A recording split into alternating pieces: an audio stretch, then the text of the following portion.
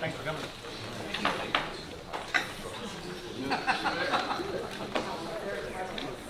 Range Rover, Range Rover. I think Dodge Ball probably more appropriate.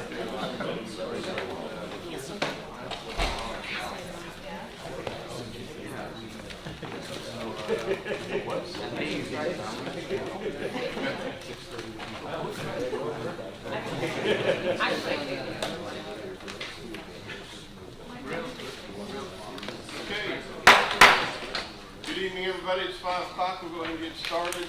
One note for housekeeping: at 6:40, we're required to be time certain completed so that we can get ready to set up our council meeting at 7. So, on behalf of the whole council, I want to thank all of you at the CRA for being here with us today, and also see a whole lot of residents out there that are coming to meetings on a regular basis. We appreciate you all being here as well. What I'd like to do to start this off is I'm going to pass the ball to Councilman Vogelsang. This was kind of his idea and vision, and I'm going to give him an opportunity to talk a little bit about his idea and how we move forward. So, Phil. Thank you, Mr. Mayor. Everybody, thanks for coming. I think this is a good opportunity, especially now that we have a new council in, to kind of do probably what we should have done a long time ago and give you guys direction, have open discussion on where we go from here. But I think this is a good opportunity, at least in the next 2 years that I'm here, to really focus on downtown, because that's the one thing where I feel I've dropped the ball in my first 6 years as a city councilman. Even 6 years ago, I ran on trying to change the dynamic of downtown, at least a little bit, with regard to family friendly is too loosely thrown out there, but I would say more toward a restaurant feel and living feel versus just a downtown nightlife and bar scene. And I think good open discussion between us and you guys, spitballing ideas, and I'd see this as something that we can do continuously for a lengthy period of time, so that way you guys feel comfortable in things that come before you or investments that you make and decisions that you make, hearing input from us. And we obviously get feedback from you because you're tied into downtown just as much as we are, because that's essentially what your job is as a board member. What sparked the discussion for me was looking at property downtown, and whether that be an investment tool or purchasing property that's available in the downtown redevelopment area, with the idea that if we invested in that property, then we can tailor the clientele that we bring into there and structure whatever and really govern the property. But then after more discussion, the idea was, and I had talked about this long ago, as far as incentives and what we can do as a city to really incentivize people to develop those property and tailor it to things that we want. So those were really what kind of jump-started it for me, and then we as a council came up with a lot of other things, and I think underlying it is the vision plan from 2007, and I think that's what we started to tie that in, and that's why it was the first thing to talk about on the agenda, is see where we've come from that vision plan and what we've missed. I'll be candid, I've added the height restriction as a part of my discussion and wanting to have discussions with you guys, because I think the downtown area is important for redevelopment and getting the tenants that we want and the lifestyle that we want down there, is to have a discussion on the height restriction, at least for the downtown area. And everybody can be upset about that discussion if they're on the other side and say the residents voted for one thing a long time ago. But I want to tell everybody that discussion goes right back to the voters. So it isn't something that we decide and change the height limit. So nobody should be concerned about any decisions that we would have or discussions that we have on the height restriction for the downtown area, because it's going right back to the voters who never had an opportunity. It was initially discussed to where it wasn't going to apply to downtown. This is an opportunity to at least look at downtown and see whether the voters would want, after discussing ideas with you guys and our city manager, who has extensive experience and ideas for downtown and height redevelopment, community redevelopment, discussing those ideas, and then once we have a good solid idea, maybe putting that out to the voters as far as opportunities and what that would be, whether height cap and different ideas. That's kind of where I initially wanted it, but I think the first thing, we should stick to the agenda, Mr. Mayor, so if we would maybe have an open discussion, and I don't know if city staff wants to address, or if we just want to openly discuss the 2007 vision plan and what we've done and what we haven't done. I think we'll go ahead and use this as a basic format. I know the city manager says that the Director of Planning and Development is prepared to talk a little bit about the 2007 plan. May I interject for Certainly. this? Because I know this is a different environment than we're used to. There's actually been 3 different plan developments that the CRA has funded for the past 30 years. Why are we honing in on that one specifically? Because we had one in 87, 07, and then 17. So why are we, I mean, I'm just curious as to why. We've had 3 that haven't been implemented, and the CRA has funded and has parts of it for us. I'm just curious as to why that one was specifically chosen. I don't have an answer. Can I give you a little bit of recap about where we are and what it will actually do, not to jump to the end, but the downtown action plan that we are working on now was intended to give additional teeth to some of the premises of the downtown vision plan. So I'm going to start with the vision plan, but then I want to give you a recap. I think the last one was from last fall of where we are item by item on the action plan. And then at the very end of that update shows the vision plan items that are carried forward. But and I'm not to say fly through, I want to go through fairly quickly a PowerPoint presentation that my predecessor did for the Exchange Club back in 2008 or 2009. And it just shows some of the big things for everybody here, what we have done. And then at the end of that, it shows point by point the other items, and we can go through it as a group and y'all can determine if we've done them or not, or if we haven't, why we haven't, if we still want to focus on those. So if you don't mind, I'll just soon go through that for a few minutes. Yes. All right. Can you, we don't have a remote, so I've got, let me see. Do the exchange, yeah, that one, we got it on right there. PowerPoint? Yes, ma'am. And I can advance that, right? We're semi-audio visual enabled. Which one, this one? We'll just have this will advance the slide. We'll see. Okay. That was one of the first big projects we did. Everybody know what the old fishing pier and the sand pile was, the parking lot. And what is it today? Today it's Oceanfront Park. One of the keystones and early accomplishments of the downtown vision plan. Some of this is Lindorf's editorializing. I'm not going to get too far into it. I don't know if we're the only park or not. I was told this was not a Good trip. stuff was from you. I was told this was not a trip to the principal's office. Okay, the next one, the other big property downtown, the Crab Pot. Used before that, it was 90 by the sea, and then there was a huge public parking lot. What's that today? And we have festivals, we have adult festivals, we have movies at night, we have Valentine's Day concerts, so that's a big component of family friendly. And the old go-kart track. And the bus station, this is up at our brand new pier and parking lot.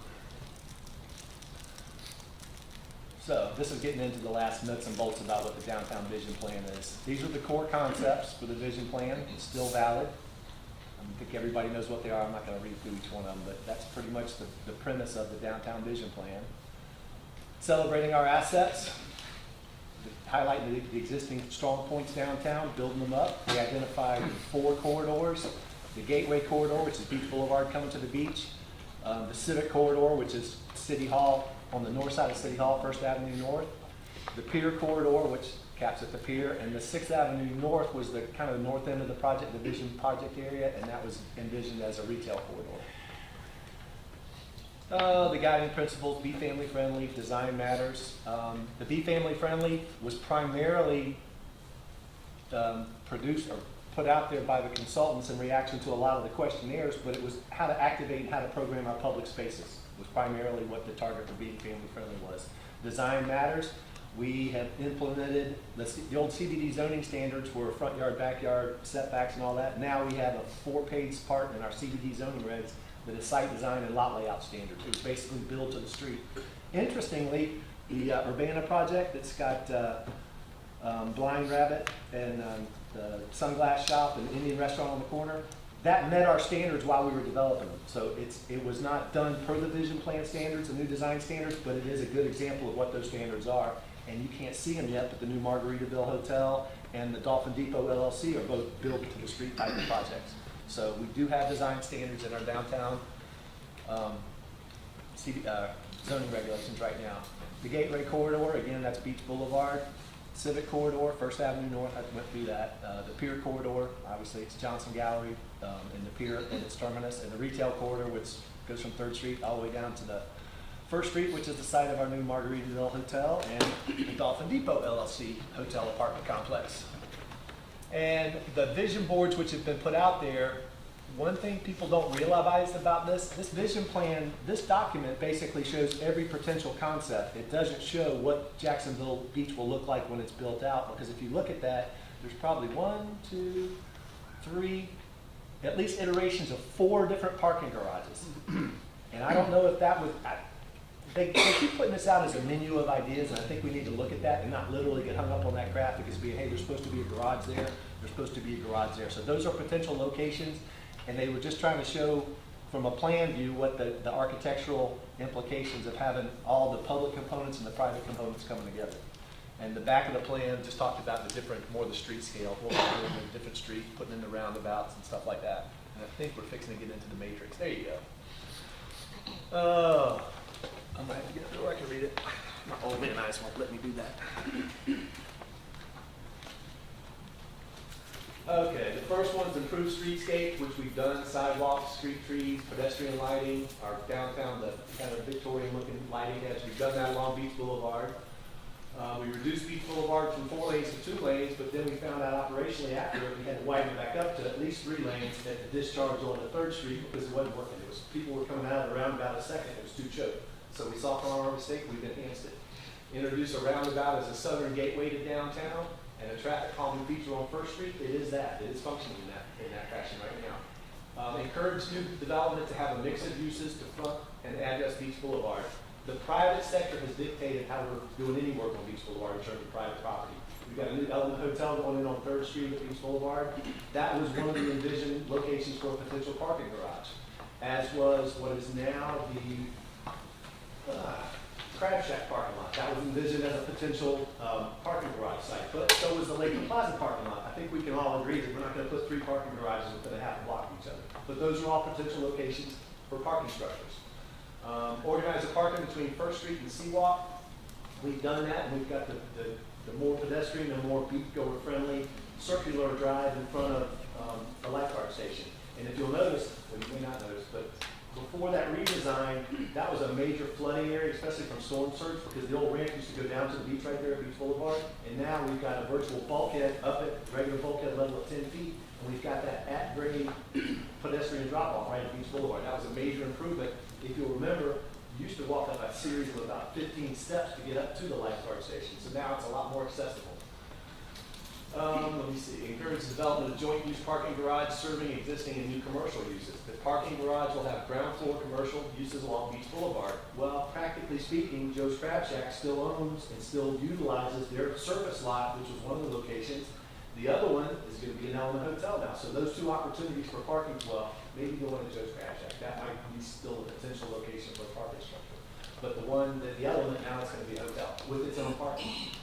Yeah, but they're privately owned. Why would we want to build something on private property? I mean, we'd have to buy it and then develop it. I'm just telling you that's what the concepts were thrown out there. And that's why I was There's saying. also concepts for other lots. Yeah, sure. Yeah, a lot. Yeah, like ones You're that right. we own. And we'll get to them in a minute. Yeah, we'll get to them. Right. Enhanced pedestrian lighting level in Lakeland Plaza. We're doing that, but also I have our consultants, Dick's Height. I've got their project manager. They've been out working a lot over the last fall till now. They'll give you a little update as to where we are with that. We did one level of update of lighting downtown, but then our consultants came in and found out that it was woefully inadequate, based partly on the pedestrian surveys. Everybody, the police, the pedestrians, the business owners, lighting is a bad problem tonight. So when we get to the end of this, we're going to find out their recommendations are significant money that we spend going forward was going to be on improving the lighting downtown. And they got some great ideas about it. Redevelop existing parking lot as a mixed-use project. First off, is develop a 2-way street with parallel on-street parking along the south side of Lakeland Plaza. That's not necessarily gone away. It hasn't happened yet because we haven't pulled an RFP for a mixed-use parking structure on the Lakeland Plaza parking lot. If and when we do that, that could very well be a design incorporation. It's not gone. It was listed, the first ones are, I think, 0 to 3 years, 3 to 5, and then the last column is 5 years from now. And the vision plan was based on the fact that at that time, they thought that the TIF was gonna expire in 2014 or 2015, which now we know is not different. So when you see the end game for some of these things, it just happened to be because that's when they thought funding would end. Not necessarily we were gonna get it all done in, what, the 10-year time frame, but we couldn't go past it because the funding, the TIF funding would not be there anymore. When was that That's for the landlocked? current parking lots, right? Yes, sir, that's the parking lot just this side of, Right, to the green. Right behind the sales center. yeah, one diagram across the street. And the one, and the parking lot behind. So there's a 30-year There's a lot of centers. to, And the one across the street. 2035, 2045. Okay. So, you'll see some of these aren't necessarily contradicted, but it puts in the thing, this is a list of items to consider when we're doing our vision implementation. Not that you do every single one, because some of these, when they're literally put out there, they're internally conflicted. And it wasn't intended, it's intended to be a shopping list, if you will. The last one, redevelop existing surface lot as a new public parking garage that will support the parking needs of retail, restaurant, and those of beach visitors. Any lot, any garage, if we do a garage anywhere, it will serve that function. Organized on-street parking on 4th Avenue North, we've done that in front of Zenith Gallery. A lot of people might not notice it because there's not a lot of new private development on 4th Avenue, but we've done the infrastructure down there, and I think part of it has made it, that area more desirable. For the Pier Cantina property, y'all haven't seen it yet, because I haven't really talked about it. I've had people doing diligence for the last 2 years, but I've got one group now that's probably done their third wave of diligence questions with me, and I think they're fairly firm on wanting to put a 5-story hotel on that property. So the Pier Cantina would no longer be there. The entryway into the pier would be framed on the south side by a hotel. And as that goes a little further, I'll roll it out some until they do their diligence and get in their contract. Trying not to just say, oh, look, there's a new restaurant, there's a new hotel coming in at 4. But that's a high potential that will be. Develop a new pier park program with activities of children and families. The park can include that. There's a public element and a public entryway into the pier, but the design that I think CRA consultants and Gladys came up with was not that pier park concept. And I think it might have been because they were wanting to trade, I think it was the property just on the south side of Casa Marina, Chris Hyde owns, that he has vested building height in. I think it was trade that so we could shift the parking lot that way and then maybe free up more land for this park concept right at the toe of the pier. That, in my mind, that has sailed because I believe Mr. Hyde, again, by comments and people doing diligence on that property with them, they want to use their vested building height on that property and they want to add on the Casa Marina, whether it's suite additions or a conference center addition. So that wish list item may have been compromised. The fact that right now programming, we don't see that a public park right at the foot of the pier would necessarily be the thing that we're going to do right now. But it's still, the concept's still out there and it's still valid. Incorporate driveway for beach goers to drop off and pick up as part of the park design. We still have that, we just don't have the play park right at the foot of the pier, up on the surface parking area. New residential and commercial development can frame either side of the new pier park. Well, it'll still frame the entry area, and as I said, there's a hotel we were looking at the south side. The north side, short term, we don't have any plans for the surface pier parking lot. That's one thing Glad and Jackson said, that it was a travesty anywhere when you have oceanfront property with surface parking, and it's probably not the highest and best use. Right. But at the same time, in the short term, that parking and any of the parking around there are going to provide parking supply for the contractors that we've got working on Margaritaville, which should literally start swinging construction on March the 1st of Friday, probably the 4th, March 4th, and that's a 200-day, 200 days. It's 400? Not It 2 was years. over a year. So it's 2 years, that's right. It's 24 months, I'm sorry, yeah. They said 21, I said at least 24. So that's a 2-year construction project. And that's going on, and at the same time, Dolphin Depot LLC has not turned in a building permit application, but I do know that they're working on costing different construction methodologies. So they're trying to get their bottom line on what the construction costs will be. So that hotel project will come online, or will begin construction fairly soon after this spring, maybe first part of the summer. That's out of my control, that's in the private owner side. Do you have a deadline on when they have to start? They do, but any of these storms that we've had, anybody and their engineers have been diligent in filing for and receiving automatic extensions based on Hurricane Matthew and Hurricane Irma. So they've got at least, I think, another 2 years past what the time out would be. But I do know that we've already started talking about laydown areas for them. And again, I talked with one of their architects who was, they're doing construction costing right now. So they're still doing diligence on that. They're still working hard towards getting a building permit. But they're also I think they just finished up a 400-unit apartment complex on Butler. So they're spread out in other areas just besides Jack Beach. But we are still confident that Relocate the restrooms that are near Casa Marina, that hasn't happened yet. I don't know that it never will happen. One of the proposals was that we put showers and restrooms right at the lifeguard station. And I don't know if that was what was intended to move those bathrooms down there, to provide additional ones. We have those there now, we have them at Second Avenue North, so but that's a concept. We haven't done that. Retain a portion of the existing surface lot, talking about the pier lot. And that's on one of those renderings that shows that they envision a little condo or apartments on the north side on the pier parking lot, but keep some of that parking area for those residents. So if that were to pan out, it'd be apartments on the north side, hotel on the south side, and both of them be 3 to 5 story buildings bringing that extra weight to the pier. Encourage infill residential based mixed use development along 4th Avenue North. Well, we do have a new buyer for Zenith Galleries. He's developing the old Jazzercise building that was on the corner of, was that 4th and 5th? 4th and 1st. That's now, he doesn't have a tenant yet, but he's got the building under construction, and he's shopping tenants for he calls it the East Gallery building, but it's still 1-story Jazzercise right on the corner. And the last time I talked with his planners, designers, he did intend to split the gallery space in the Zenith Gallery building into 2 separate restaurants, higher end restaurants, which is why he came to the CRA looking to lease those parking spaces from us. But I haven't talked to him about the gallery. He's gotten permits to upgrade the shell building of the gallery itself and put new windows in that let more light in from the west. And it's still, in my mind, I think he wants 2 restaurant tenants in there, but we hadn't talked to us lately about that because he's doing the little small restaurant where Jazzercise was. Do you buy the lot behind the gallery as well? Yes. Land? Yeah, the word is that he has bought that. I haven't researched that. So I assume that would be his parking for his restaurant? Well, and what I also heard was that you also may be looking at the small lot next to your building, across the alley from your building. Yeah, but she told me you could put 12 spots on there. No, but if he owns the property that has if he puts a parking structure on the lot behind the gallery, he could probably provide the parking for that little 40-foot. That would be the best utilization of that property is to find parking for that off-site somewhere so we could build on it. But I just heard that's just a broker talking on the street saying, yeah, I think he's interested in that property. Bill, I haven't put a filter on a lot of this. Yeah, of course. parking garage is mentioned like, I feel like every other number. Right. Was it, so in 2000, and we have a separate fund for a parking garage, right? Through, Well, we have a fund for downtown parking improvements for the payment in lieu of. yes. We have sold 8 spaces. How much is that? It depends. Too expensive. Pablo Towers was in the teens per space, and Dr. Henders, again, it's in the teens from 2nd to 3rd Street. It's in the 20s from, this is generalization, in the 20s per space from 1st to 2nd, and east of 1st Street along the ocean front, they're in the 30s. Can you talk about what that fund is collectively for Yeah, everybody? back to try to incentivize businesses to come downtown, my predecessor, I don't remember what year it was, came up with a general reduction in the parking requirement downtown to try to ease the burden of developing some of these smaller properties.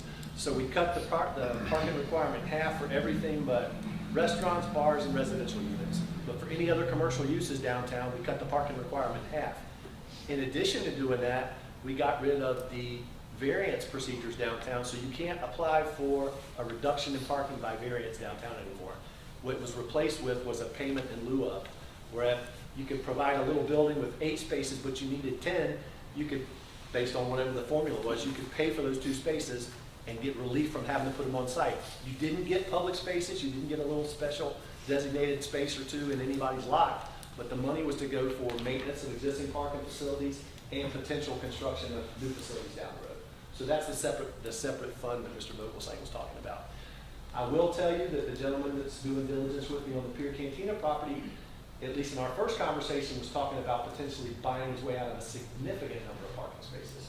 Because their idea is more in South Florida than here because our airport's, 40 miles around the way. Uber and Lyft are changing the parking demand for downtown or urban hotels. So in South Florida, for instance, they're just saying basically the hotel parking garages are half ghost now because everybody Uber or Lyft's in. I told them I didn't think that was totally the case here because it's an expensive Uber or Lyft ride from the airport, and when you get out here, you're still going to want a vehicle. But to that extent, we do have public parking in the area. If somebody wants to buy their way out at a significant level, they can. But I told them on the ocean front, I think I quoted them as $38,000 a space, which is a pretty hefty chunk of change. So, but anyway, that incentive may be out there. That's how that program exists, how it in its fashion right now. Oh, no.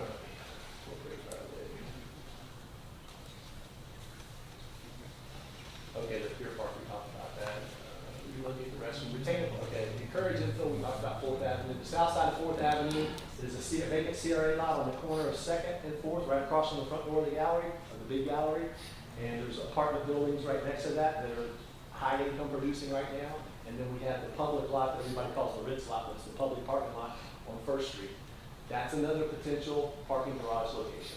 That location, because of our contract with the Corps of Engineers that requires us to maintain beach access parking, and we have a comprehensive plan standard that requires us to maintain our existing beach access parking. It doesn't necessarily need to be the exact same place. In our minds, if it's west of First Street, it's still accessible to the beach. My point is, any of these parking surface lots that we own, they would lend themselves to P3 because that's our skin in the game.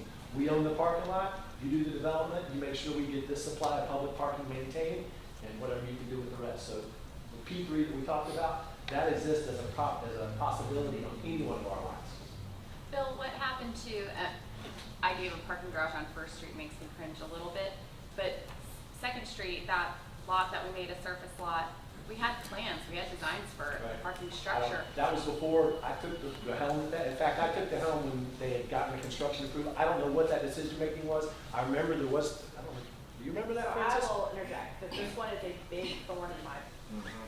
So, the CRA did a lot of research, we talked to the community, we got paid for the drawings, we approved the drawings, they left us to go to you. From there, we don't know what happened. You guys approved a flat surface rock. I would love to hear if you guys even got those plans. Nope. Because we spent a lot of money Yeah. to get that done. And somehow, in the discussion, there was a debate about maybe getting the city to have it as a park and ride, and maybe the city would pay for part That of was the it. discussion with the bus service. The Yeah, bus they service, came to and us, the but bus never service came to came in, fruition. and they were worried it was going to end up just being, for that, but, when I went to Johnson Johnson, it would have been great to have the surface parking, like the multiple level parking, because then we could have leased valet parking into the parking garage before the Johnson Johnson restaurant. We could have done all these things, but somehow, from the CRA and all, there was almost a year, was it, you were on the CRA? Yeah, the surface level lot came through the CRA and got approved. But we We paid had, for we had, right, we had the photos. drawings. Right, So I don't we know did. how that happened, so I was just curious. I don't know. We didn't get the vote on it, we didn't Yeah. even get. Well, to I think that was the problem with the CRA in the past, is that the city was making the decisions and the council wasn't involved and the CRA wasn't involved with prioritizing the work or making the final decisions on stuff. It was just being And I- brought to we the also- That's what we're CRA. hearing on it. Yeah, we also brought up the, another contention point on the multiple level parking was also how is it going to be paid for? Was it going to be, where citizens, how is citizens, and right now in Jacksonville Beach, if you have a Jacksonville Beach driver's license with an actual address, your parking in the downtown area is free. And they were saying that if we did a parking garage, there would be some monetary expense for those who are visitors to the area, or the restaurants would use it, but then they would pay a fee. But how would you decipher and how would you administer local residents being able to use the lot? Because you We're wouldn't be going able to to do pay it. parking now, and it's going to be based off of the license plate and the Right. registration Right, of the so car. that, but that was a big contention back then. Sure. So I don't know if all those drawings which have got to be somewhere, and I know it's also then on top of all that, it was cut in half and said, you know what, we need to have a police presence downtown. The easiest, quickest way is to have this flat lot and put this police facility on lot. And that was the perfect location for a Right. parking garage They if put you're it going to have on one, the because other side. you could enter off of Third Street. But then I'll also say, I'm sorry if I'm over speaking, you can stop me whenever. No, it's good feedback. The other thing that I'm kind of questioning, I would love for someone to explain, it also is, I think the reason the CRA, and I may be speaking out of turn here, but Corey, you could correct me because you were in this timeframe. Anybody else in this group then? I think I I was want just to coming say, out. I want you to were. say that there's the apartments, so there's the Ritz, then there's the city-owned parking lot to the east of Ritz, then there's that itty-bitty spot of land, and then there's this apartment complex in the middle. Sure. So I think as a CRA, we all said, kind of throw our hands up, they said, okay, fine, we understand that the police were coming in here and like really needing to have a space. to pay fine as long as we can guarantee that we're gonna try to purchase that apartment, so that that 3 lot. That's can Tad go to- Lewis's.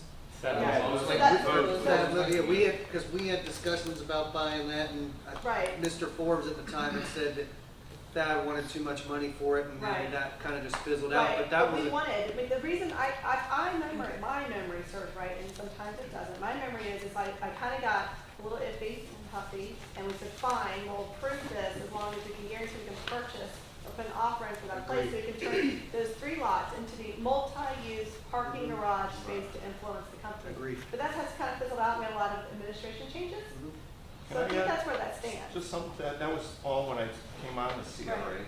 But I seem to recall that that Second Avenue parking lot, we wanted to get the parking, and it's a surface lot with asphalt. And I seem to recall some discussion saying, this does not preclude a parking structure there.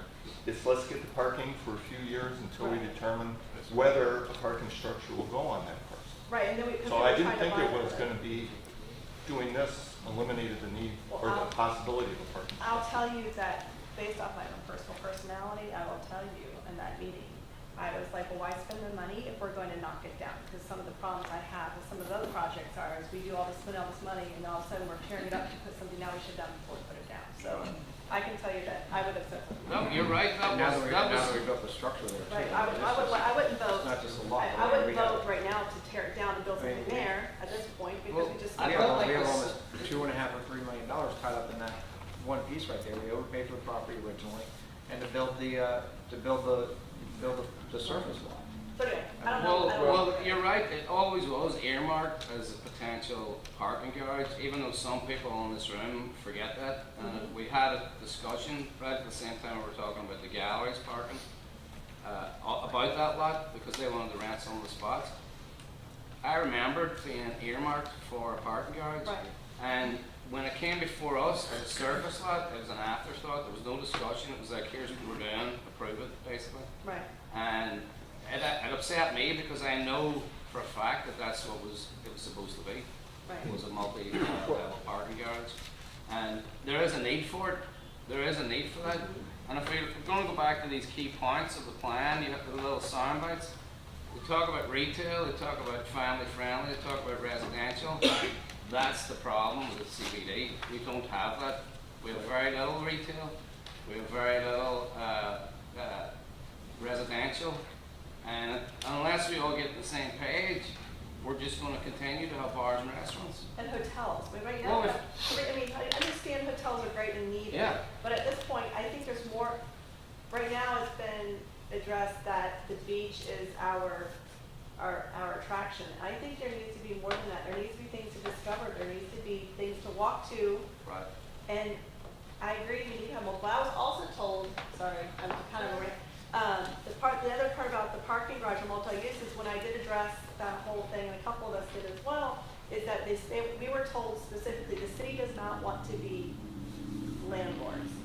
And if we put a multi-use building on city land, we have to become landlords. I was told specifically in different people's offices that we will not be landlords. So therefore, it was up to the For landlords and public, $20 buildings. to the, I've heard the same thing, and I totally disagree with that, which is part of part of my opening statement of, I think that creates good opportunities for us and ensures Well, if those buildings utilize what we want them to utilize and attract the type of people that we want to attract. So Well, when it's money coming into the city, I'm sorry. So going back to what we were talking about the surface parking and everything, I agree that there's a need for more parking spaces, but I just didn't think that it was economically feasible to have a multi-level parking lot and how it's gonna be sustainable. So Because- I'd like to hear how that. The I idea, think the idea that I'd give to the old city manager was a mixed use Exactly. garage with retail on the ground floor, Facing forth. and they would rent out for whatever we would charge per square foot, and then parking on the other 3 levels. Right. So there was going to It'd be be. 2 levels. That's 2 levels. That's the problem. This loops back into the building height. That's I'm telling right. you. Yeah, So that's the problem that I have with it. It was from the economic perspective, it didn't produce, I remember seeing those plans and it didn't produce hardly any parking spots because we can only go 2 levels. And the one's the rooftop parking. Yeah, but which is the 3rd level, really, on that. just say it's 5 foot of it, whatever. You'd have put two up levels of buffers. parking You'd and have one 2 level full of- levels and Yeah, then you'd have the roof roof level, so it would be 3. Potentially, that's. Potentially, or different- within that The different 35. garage builders have heard different slants on that. I think- But- So the thing was, is that, so because people are like, oh, we're too seasonal for parking garage, which is rubbish. The season now lasts about 9 months, maybe 10, so we're more in season than out of season. But if we have retail in there, or if we had And offices. right, or if we had residential in there, sort of apartments in there, then there's people in there all year round paying money and paying utilities, paying property taxes. At the minute, it's generating nothing. So I would love for the city to be landlords because it means that we're generating income, which means we don't have to raise the property taxes and it benefits the whole city. We just need to get smart with I it. think open discussion for me right now would be, I think it's more appropriate to have the Ritz lot in conjunction with buying that property as a retail and parking garage than the lot by the Ritz. As far as an Second investment Street one? goes, the Second Street lot. I wanna, So can I that's jump all. in since I started this, sorry. My point in bringing that up wasn't necessarily for us to get in the weeds on surface level versus structural parking, because we do need to get in those weeds and we need to get on the same page. My purpose in bringing that up was the fact that a lot of work was done on that. A lot of money was spent on it. You guys thoroughly vetted it. We saw draft plans, and somewhere along the way, it got yanked, and we were never really told why. I don't think any of us, I don't want to speak for everybody, I don't feel satisfied in that we were given a reason why. It wasn't even a financial reason. If it was said it's because of constraints with money, then that would be one thing, but it wasn't. It just disappeared one day. So that's why I think, just to kind of belabor the point that this communication is important, that we stay on the same page with some of those Well, projects. and being on both sides of it, I mean, Bill's been a lot more transparent, but when I first got on the CRA, it was just very challenging to get any information and try to figure out how the decisions were being made. And that's why we need transparency in that. And I mean, the council needs to be the ones making the decisions, and the CRA needs to review them. But I mean, we should all be involved in prioritizing this work that gets done. Well, so I think that's a good point. Is like, what do we see as our priorities for the CBD? The money runs out in 2045, so it's not that we have forever to do these things. And while a lot of stuff has been cosmetic and it has been beneficial, and like I said before, I brought up those goals, family friendly, retail. We're failing on all those. There's no retail, there's nothing family friendly about downtown. There's no, If I could interject, how long do you have on your 2007 vision plan? On this, Yeah. we're getting through it fairly quickly. Why don't we, just so that we can keep this going, because we've got a lot of. I thought it was gone. Oh. No, that's okay. No, I think there's another, I can go through the documents that I provided y'all as long as you want to, but you're right, there is. But I don't, before we leave that, just remember, it's a circular relationship between building height, whether we need public parking. If you increase the building height to 5 stories or whatever, the old height in the CBD was 50 feet. 50 feet to 56 feet would give you 5 stories. Then you're putting private parking on private properties, and you're kind of undermining the need necessarily for a parking garage. But let's say that effort doesn't go anywhere, and we stay at 35 feet, and that brings us back to the forefront. I really think y'all's exploration of height needs to be one of the first issues y'all go into, because it's going to have repercussions either way. Not bad, we can react either way, but until you know, same thing with acquiring property. What is it going to look like if we go acquiring properties and then raise the building height on them? Right. There's practicality to every path we go down. But yeah, we should have a multi-pronged approach, but we shouldn't wait to exhaust one avenue and then 5 years passes and then we're right back here. So I I'm think all it's about moving forward. trust me. right. So am I. I mean, there's a lot of people in here, using their well-earned time to sit in on meetings and serve the community, and it just seems like we're spinning our wheels. I know you're not, because you have a lot of other things going on, but I do think it's quite important that we have just a direction. If we can agree on a direction of what is our top priorities, then that's something.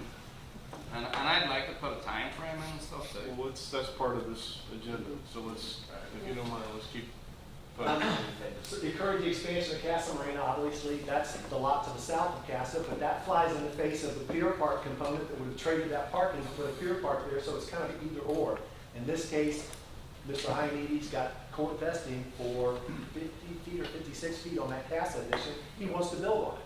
That's good development. So the Pier Park concept is now just a more formalized entryway to the pier, but it's not a pedestrian park right at the foot of the boardwalk. Joint use parking garage to serve Casa Marina expansion. Anything within 500 feet of that, if they wanted to use rooms in that structure to support Casa, that would do it. We've got several parking lot opportunities within 500 feet of Casa to do that. Introduce a roundabout at First Street as a northern gateway to downtown. That can still be done. We haven't done that streetscaping yet. If that's something that's of interest and we can get the real estate for it, we may want to do that. That has not happened yet. We encourage concentration of retail shops along 6th Avenue North. The Margaritaville Hotel on the first floor of the building, that's the oceanfront block north of Casa. It's got a 7,000 square foot Land Shark Cafe, 2-story restaurant. Not retail, but it's a restaurant. The end corner cap of that building on 6th is going to be a retail space. The Dolphin Depot project has some spec retail space right on the corner of 6th and 1st, and then it's got the hotel entry along 6th. The south side of 6th, Mr. Hymie just spent a lot of money on redoing the facade. Excuse me, where Delicom and where Void is, but it's soon to leave. That property is also vested building height. That's called out as a potential parking garage location, so just keep in mind that's in there too. We've done, Just for clarification, I'm looking at something that Lindorf did, and he said with regard to the First Street roundabout that it was deleted due to right-of-way constraints. okay, that's fine, and it may well be operational, yeah. But if we've got private redevelopment projects and it's big enough of an issue for them, we could get the land for it. First Street, we looked at, roundabouts. The difference in the two functionality of the two roundabouts, one at Second Street and the one at First Street. We're utility constrained with doing any more enhancements on that First Street roundabout, so it needs to stay as 4-way stops. We are constrained geometry-wise for Second Street because articulated trucks can't make that intersection coming northbound to get onto Beach Boulevard. We've tried it, we've had GAI model it twice, because I personally wanted something visually as a raised median on Second Street, just to keep people, when you leave the beach on the lifeguard station, you're already looking at the light at Third Street, you're not looking at the roundabout on Second. I go home every day that way, so it's a safety concern. But maybe we can raise the texture of the median, curb the ramps, but anyway, there are issues with roundabouts. You've got to have a lot of surface area, land area to make them work properly, geometrically, where you flow into it and flow out, and you don't have to stop. So First Street was kind of a compromise. But and you'll see that, I think you'll see the roundabout concept thrown out in other areas too. We did the on-street parking on 6th Avenue North. We've done that on both sides of the road, in front of the Dolphin Depot LLC and in front of Mr. Hymie's. There's new surface parking on the street. Organized on-street parking between First and Seawalk. We incorporated the traffic circle. We did that down at First Street, but we haven't done it up on the north end. Oh, we're at the end of this. It's the sunrise. Goes to 36. Okay, well, if this is, all right, parking on either side of Third Street, we did that. That's the second big thing we did on the vision plan. We did Oceanfront Park, but we've redone, we blocked off the medians. On Third Street, we did the kind of semi-dune, artificial dune-looking medians. And we didn't forget about the 2nd Avenue North crosswalk. We've gotten with DOT on that. It's a DOT right-of-way. DOT has it programmed, unfortunately. A year ago when I checked, it was in their 2021 construction program. I think the mayor was reaching out to the secretary. I did. I met with Secretary Evans, and they're trying to bring it up. Okay. So, and even if not, it's already programmed, so it didn't happen as quickly as we wanted to, but there will be a break in the median at 2nd Avenue North, and a pedestrian motion trigger, probably like the ones on down at Wana, when you go across in the middle of nowhere on Wana, how the pedestrian activated, you put it across, they'll time it with the light on Beach Boulevard, so when the light stops at Beach Boulevard, if somebody's hit that pedestrian button, when the traffic queue stops, then they can cross through traffic and get over that crosswalk. So that's not a forgotten item. That will take place, but it hasn't yet. We've got we haven't done the Second Street streetscape. We did First Street and we did the avenues. Second Street was always envisioned as the last part of the downtown infrastructure improvement. So Second Street between Beach Boulevard and 6th Avenue North is as it was when the vision plan was adopted. It was always envisioned in that plan. It was envisioned in that plan that First Street would be the pedestrian street, and people that needed to get through downtown, not necessarily on Third Street, would use Second Street. So it's not necessarily going to be a pedestrian-oriented street. but we do need to redo that infrastructure, I'm saying. And that will be an upcoming project in the next several years. The 32 is the First Street, the Festival Street area, if you want to call that. We've done that. That's been very, and I can't say enough. When you say, well, we haven't really done it, we haven't incentivized, we got probably $120 million worth of brand new hotel construction at 6th Avenue North, that if some of this streetscape and some of this hardscape, we wouldn't be desirable. And I understand people saying, well, we need residential down here, but you've got the private sector.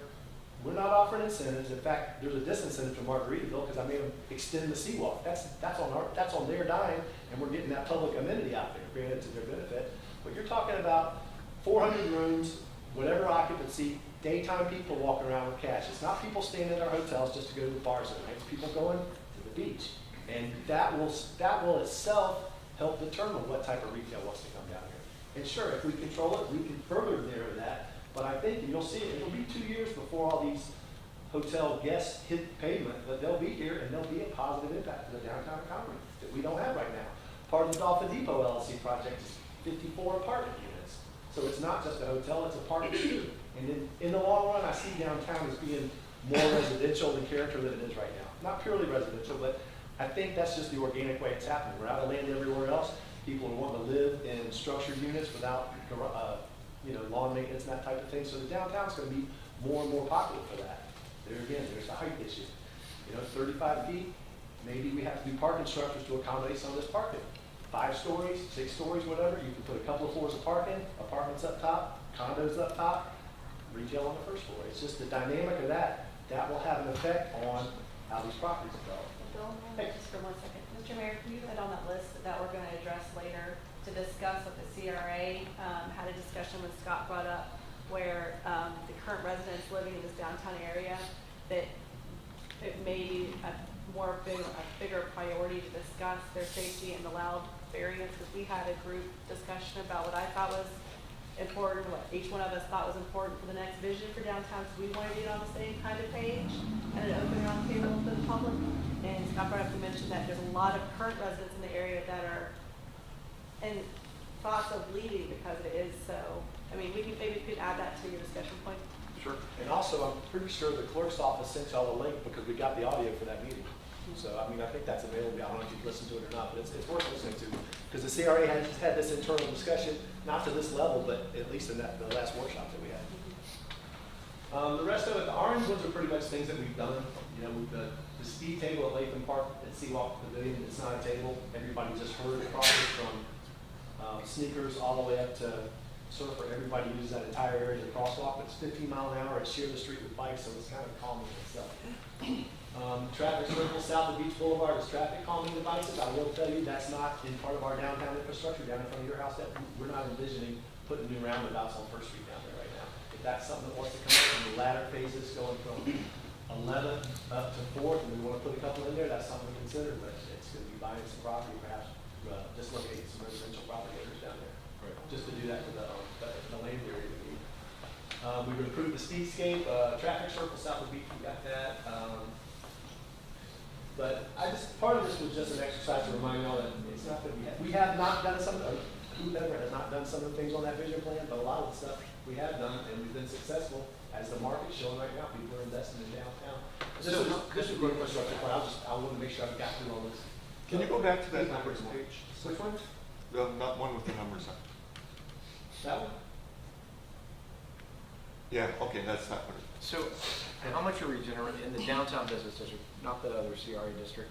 How much are we generating in TIF funding on an annual basis? And then like 5.6 to 6 million? 6. 6, so over 30 years. What is that? That's 6 times 30? $180 million. So I mean, we have. And going forward, And we I mean, expect it to increase. right, that's what I was saying, just at today's rate, we have 180 million over the next 30 years to spend in this area, and I mean, it seems like you'd be able to afford a parking garage, you'd be able to afford a couple other things. So either we can own it, or go do private-public partnerships, let them build it and stuff too, but I mean, there's, if we invest, we're gonna get back even more than we would have without it. Right. We're gonna get more anyway, but if we actually build something attractive to offices, businesses, residential, you know, we're gonna generate a lot more tax revenue. No, I totally agree. And Well, we're gonna be able to, tax revenue maybe not, depends on who the hold is. Tip, If the right. skin in our game is a P3 partnership, which if you look at those locations for parking garages, most of them are on existing public facilities. That's basically our skin in the game. The best thing would be, ideally, would be to privatize that ownership and puts that on the tax rolls, helps add to the tip, and then maybe the city leases back, or the city has vertical ownership in some of the parking spaces in the building. But I would be a strong proponent of privatizing those projects once they're done and not keeping them. We want them on the tax rolls. That's the whole success of tip. right. Bill, how much is in that fund, the pay-to-go fund? Pardon? How much is in the pay-to-go fund? The people that are paying for parking? 8 spots. Oh, the payment in lieu of, what's 8 times 20, 160 grand maybe? Yeah. Now, That's is that, over- and is that's- that fund available if somebody private wants to come in and build a parking garage? That'd be up to y'all. At this point, no, but, I mean, that is, I don't know if that's much. The biggest thing we have to incentivize that is the fact that we have the land. And all we want to do, we can partner with somebody with the land, maintain our amount of public spaces. That's the caveat. And beyond that, we do the design controls, if the project's big enough, or we can make them go through RD rezoning. So then we would have control over list of permitted uses, how much is square footage, do you want residential? One of the only gentleman who's approached us, just cold call, on redeveloping the pier lot, wanted to put high-end residential condominiums right on the pier. They wanted to clad the parking structure with high-end condo units. And then I started talking to him about, well, that's an active park. I'm just wondering if residential right in that location is the best thing as opposed to shops and maybe some apartments, but not 11 high-end residential condominium units backing up to a parking garage. So I got his name. I said, if and when we put out an RFP for that lot, we'd be happy to notify you. But not having any other offers, we weren't willing to just say, okay, we want to make a deal with this guy. We'll put it out for 30 days and see if there's any other offers. It needs to be done through the formal RFP process. And we've got the bare bones of the RFP drafted. It would take a little refinement, but we're already partially doing there. So, Might want to change that email. well, this, Or maybe you don't. I got a lot that I can talk to y'all about, just depending on what direction y'all want to go with whether I talk or not. Well, we're not gonna be able to get, I think we ought to use this as a baseline for getting information on the table. Okay. And so I would suggest that maybe we go to the action plan. Okay, and and I'm not telling you, hey, do the homework, but the documents that y'all had links to, one of them was my October of last year status report, because we had action plan meetings, and it was just the October meeting. This was when the administration changed. My staff was not totally transformed, so there's been a gap since last fall, and now I'll admit to that. But it's a good status report. It shows you highlighted what's happened and what hadn't. I can fly through it right now if it's a benefit to y'all, or you can just look at it. No. It's the same, it's red. Yeah, that's it. That's it. Yeah. And I don't mind going, it's up to y'all. Well, is that the main major components of 2.7, I'm sorry, the. No, it shows further, but it shows you what, actually, can you put up the, I think it's the second document? This is the action plan. Yes, sir. And remember, the action plan was adopted in 2015 to further the directives of the vision plan and to put in projects that weren't considered in the regional plan. Okay. We constructed a new bathroom at, not at Seawalk. Oceanfront Park. Oh, that's the one at South, at Oceanfront Park. We've done that. We've totally redone Oceanfront Park. I'm just concentrating on the ones in the redevelopment plan. The ones on the right are just complementary city actions, like some of them the police reaching out to businesses for better educating them on alcohol service and stuff like that. But I'm going to concentrate on the left side. If you look, in fact, this is a good point because I want Cody to tell you where they are, where Dick's Hype is in their downtown process. And these are all geared on vision plan items. That left-hand column, those are all they're all identified as specific action plan items. So that this whole table is built on the action plan adopted exhibit in the resolution. Enhanced lighting downtown, various locations. We're doing that. That's in Dick's Hype. That's probably one of the most dollar-intensive components of what they're doing right now, other than the pier plan. Murals on future parking structures and other blank walls. Well, part of the text amendment package that got turned down by council right before Christmas, one of that thing was to revisit the mural height and get rid of the 25% maximum. So I can bring that up. I will tell you factually, for them to have some of the mural work and some of the 2D art that they want to have, we're going to have to address that in the plan. The dog park looks unbelievable. But it was. Well, you're right, but it exceeds the standards that our development code permits. Sorry. Anyway. Lakeside is currently under contract, Yes, sir. In right? fact, Cody's- So I mean, so, Go ahead. yeah, so I mean, it wouldn't be that difficult to have them just update the vision plan, just to get the stuff out of it that's been completed, so we can narrow it down, so we can start prioritizing that work. Well, they're not doing that. They're on specific tasks right now. They're on, Can you make that a task for them? Would you be able to? it'd be an Or would you have to do it? amendment to the contract. That's not part of their contract service. Oh, yeah, it could be done. Well, we have. I mean, it's hourly, I mean, it's professional services based off of rate, so I mean, okay. And there'd have to be some consensus about what it is we want them to do. Yes, sir. Right, and I think, I don't know if that's the best way to get them, somebody to look at the height, the potential in the height and parking garage and stuff like that to get the analysis quickly. Develop a pilot program for pod seating. We're doing beyond that. They've come up with a street furnishings plan for the whole downtown area from Beach Boulevard to Sixth, which we're having our first internal staff review of those the documents that Dick Site has provided tomorrow morning. So, because we're on the time to get them back initial review comments by the end of this month. They're on track. Can you scroll it down a little bit more, please? That's it for, Lauren? that's it for There that. you go. Go scroll back up a little bit, I'm sorry. All right, there you go. Improved peer entry identification signage, possible archway over access ramp. You remember when Dick Site did their phase 1 project? One of the other big component besides the lighting plan that they're doing that's required of most of their work effort is doing that peer entryway design and providing construction documentation. Practically speaking though, I saw you on the beach on TV the other day talking about the new pier construction. Well, ideally, we'll have our construction documents probably before they even start work, so they're gonna have to sit on the shelf until the county does that pier construction, because we're not gonna doll up the front face of the pier and just have it be torn up by construction. But they've got the plan, the council requested a second pier entryway concept, and that's the one we're working on right now. So we are doing it, we're gonna get the plans done, but then we're gonna be on hold until the construction work for the pier is finished, then we'll do that cosmetic refresh right there. Install additional wayfinding signage, that's another component plan they're working on right now. I've got draft work products in my office, I'd be happy to share this with y'all. Consider use of social media, that, I'm not sure, Cody can, where's Cody? Can you speak to that a little bit about how that may manifest itself? I don't know if it's in the branding package or whatnot, because that's. It's not currently in the branding package. Okay. So anyway, but social media is kind of organic in anything we're doing downtown. Scroll down, please. Develop a master plan to include the use of public art in Latham Plaza. Well, we're not just doing it for Latham Plaza, we're doing it all the way from Beach Boulevard to 6th Avenue North. We've got different type, we've got 2D mural type representations, we've got places for static 3D sculptures. We've got the last one, which is called, is it wave making? The one that's a temporary kind of transient? Tidal waves. Tidal waves, where we're temporarily utilizing undeveloped lots, and if we can get temporary art fixtures or art placements, we'll put those out there. That's just a component of that plan.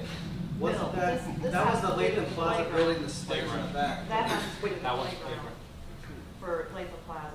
Public space. That had to do with the playground. Public for Latham space. Plaza, not art. The art was about, That's the about art. a page up. Yeah, one before that was art. There it is, right there. No, No, it's everywhere. no, just keep going down. Go the other way, other way, other way. No, you're right. I just said art. And you're right. I was gonna say something, but. Develop a master plan to improve the use of public space at Latham Plaza. They did come up with the first plan in the big large 11 by 17 spiral bound document that the returning councilmen have, but the new council members may not have. It's an 11 by 17 document. You have a link to that document in the book. We don't have any more printed up right now. If you want a paper print that you want us to do. Well, I was gonna even say, reach out to one of the formal councilors. I mean, I'm sure, Oh, that's- I think Bruce No, I Thompson have- may have given me his. I have one. Do you Okay. have one? Electronically. Yeah, an electronic is fine. Okay, all right, okay. So, some of these are a little, there's the master plan to improve the, that's the one that I got hung up on art. Anyway, there is a master plan component for Latham Plaza in there. And it was determined, you're right, it's primarily administratively, that we would not pull the plug on doing a rework of Latham Plaza until something happens to reactivate the parking lot, because they would be the player in that. If we're gonna do a P3 with somebody to redevelop that parking lot, they need to have some say in what their front Sure, door you're gonna make it like a road rear with Yeah, right. And even maybe not a road, maybe just a bigger pedestrian plaza with some interchange and stuff. But that's an Right, 'cause you're opportunity, gonna that have, hasn't you're gone gonna wanna away. have business fronts on that side too. Yeah. approve the delineation of the roadway between First Avenue, that's just bothering people doing renegade parking in front of Shim Sham and Oppenheimer. Can you go down, keep going, stop. We did a bike rack, they're doing a bike parking master plan. And we did, I already told you about the roundabouts at First and Second Street. They are different, but they're gonna stay different in the short term unless we're willing to spend a lot of money to try to fix one to make it versus the other, and then how we decide which one we wanna do. How close are we to bike racks going now? Pretty close. And in fact, if we can go through this is pretty, you know what, it'd probably be a good time right now just to let Cody give you, because I've already talked about the major component plan. So if you don't mind, he came up from Orlando, I don't know if you're doing site work or not, but just give him like a 10-minute version about where y'all are right now. Sure. This is Cody Smith with Dick's Height Partners. Oh, He'll go, muy rápido. I'll go take more than we need. Yeah. That's the first item. We're still on the first item. Saturdays. Well, I mean, it's good. Well, it says We're future good on the timeline at the park. bottom, so it's not gonna happen in 1 minute, folks. I'll go quickly because Bill gave so much great information.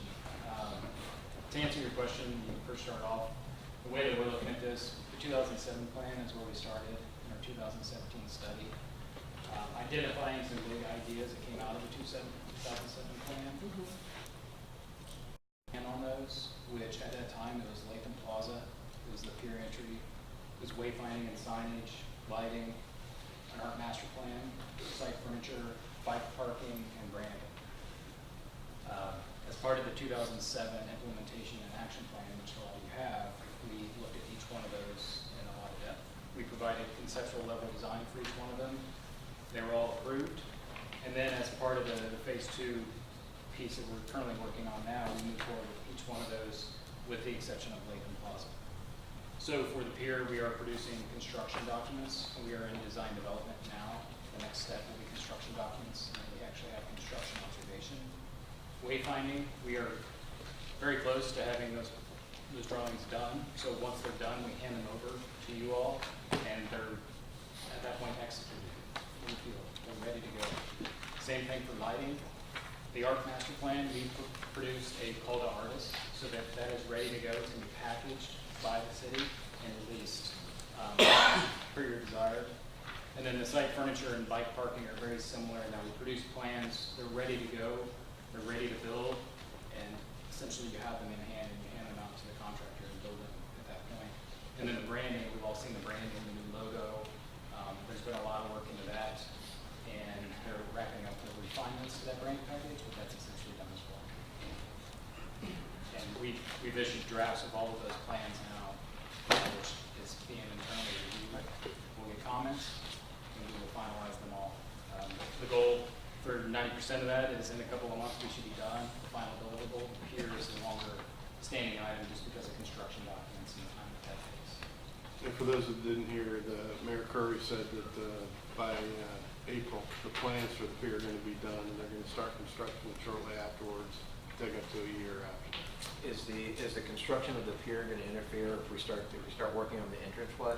I mean, we're going to wait till the pier. Well, I think it depends on what we approve as a final entrance with. I know we haven't done that yet, right? It has been approved for the second concept. I mean, if we had, yeah, I mean, I think we need to make sure that those coincide, the construction of the pier. I mean, they're gonna do the rise of the pier to make sure that it's structurally sound. They're bringing the second concept. We haven't voted on the concept yet. It's in that book. That was decided when they showed you the second concept. They came back with a second concept and a refined logo in the very back of the document. The very back. vote on it? The big chair? The big chair. Y'all said that you We didn't like preferred. it. Not like We didn't like the big chair. No, the second component. That's what everybody did like. I mean, we were all sitting at the same meeting, folks. But did we vote on it?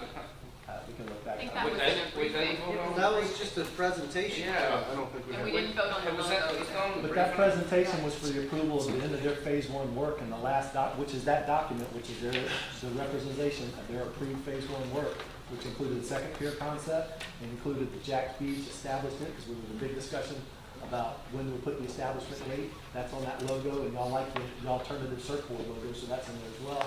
And they came up with a second, totally separate, more organic looking concept for the pier entryway that everybody, I was at the meeting, bought into it at the meeting. Whereas the first pier concept, there was kind of 50-50. You're talking this? Yeah, well, but there's also an alternative pier concept. Yeah, entrance, which I can just remember a big massive chair. I don't know. Is this right here? Yeah, But that's that a is the one that And we that's- like, that's under- we liked the natural one, but And the big question is, Oh, I've never even seen that one. once we firm up this pier design, is it gonna be set up so that we can commence the construction around it, or do we need to wait until the pier is complete? Well, that was my point before. I think we'd be remiss not to wait until the pier's done, because it's all work, a lot of it's shore-based work. It's not all happening from pier, from, My point barges. is, I don't have a vision in my mind like the Santa Monica Pier sign that we have to work, you know. We were looking at a concept around the pier, but I don't remember us voting on anything that involved a final. Well, we'll confirm whether y'all did or not. That's basically, that was the second concept, and we specifically tasked them and paid them additional funds to come up with the second concept. Bill, you gave us this, I believe it was this document, and you gave us another one of these. And we discussed it at the briefing, and we ran out of time, and you said, hang on to this stuff, so we can talk about it at the next briefing, and I won't have to get you guys.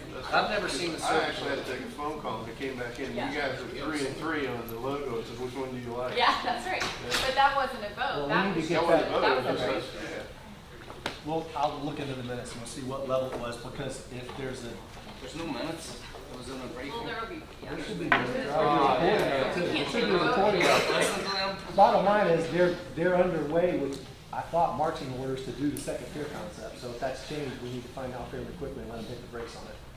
I don't think that we had any disagreement that we were saying, let's get another concept together, but I don't think we approved the But construction of the. that meeting is where that second concept was presented. I've never seen this. I've never seen the surfboard either. The second concept. No, I know. I said it. I've never I seen know, it. I, I've never seen But it. sure, this is like small potatoes in the grand scheme of Well, things. it is, but it's not under the rest contract. We had a sign. Well, that's, I think that's sort of established, that there's been a massive breakdown in communication, and that's why we're here. I'm sorry, I will I recommend say- putting that on hold until the construction of the pier, because they're Yeah, gonna of access to it. So I think we'll have a little bit of time. Well, I think we need to make sure that we're all in agreement on the design and concept. I mean, obviously, construction will take place after the pier's completed, but. Right. Yeah, the design could happen beforehand, but if that's not the design you want, yeah, I don't want them spinning any more wheels than they are right now. And I Cody, will are say, you, I will say this, I was at the briefing and I did see this surfboard design, but it was very quick. It was, it was just a quick discussion. and it was quick, and I do remember seeing this, so I can vouch that at least it's been presented. I do not feel that we approved it by any means, but I remember the idea was, this is the concept, every component, because I didn't like the surfboard, but every component could Right. And be just- in or out. This was just the idea of it was that more natural Right. setting and environment. So, And it was But I discussed that, still- just like the chair, the surfboard is just a placeholder saying this is where there will be a piece of public art. And when you see the public art master plan, you won't see the surfboard, you'll just see a dot on the map right there, whether it's the giant chair, which people are very divisive on, or whether it's that surfboard or some other piece of art, that's just envisioned as a place for that public art. That's not necessarily a component of the pier entryway construction drawing. It's more, if you look out in the distance, you see the pier building, and you see the facade they put in front of that. That's what they're talking about. You can see it on the plan view. I'm just going to say this not to provoke discussion, but because I want to say this in an audience, that if we do all of this work on the pier and we don't make sure that the pier management is well done and visually attractive and good customer service, etc., which if that means we take over pier management, so be it. But I think that if we're going to invest all of this into the pier entrance, we need to make sure that the entire pier experience matches that. That's all. there's been some discussion with Mayor Curry and Gulliford also, that, we don't have any expressed interest in owning the pier, but we do have an interest in operating. Okay. So, what I would suggest, are you about done, Cody? Or? Okay. Thank you. Win that in sales. Sorry, Cody. What I might suggest, the next item on here is opportunities for the CRA. Why don't we open up the floor to hear some of your concerns and ideas of what you'd like to do? Do you want to go through this? Are we almost done? We're pretty much wrapped up. And again, I was just going back through just a reminder, it's not that they haven't done anything, there's been a lot of progress made on the adopted action plan, some on the vision plan, some of the elements, parking structures were obviously not done in the vision plan, but it's a half empty, half full thing. We've done a lot of work. and No, we're there's no getting question of private that. sector investment based on the positive work we've done, so I just. No, I agree with that. I think it's just about now prioritizing where we want to go from here, whether it's items that are on that vision plan or. You still want to do not. So Okay. I kind of was taken back when I saw that it's an opportunity through CRA, and I had to remind myself that it wasn't intended to be about, what are you guys not doing? These are opportunities like you're going to tell us what we should be doing. I will tell you up front that I did take it that way. I'm just going to be upfront about it. So I'm glad that you guys are all in agreement and we're not in that category.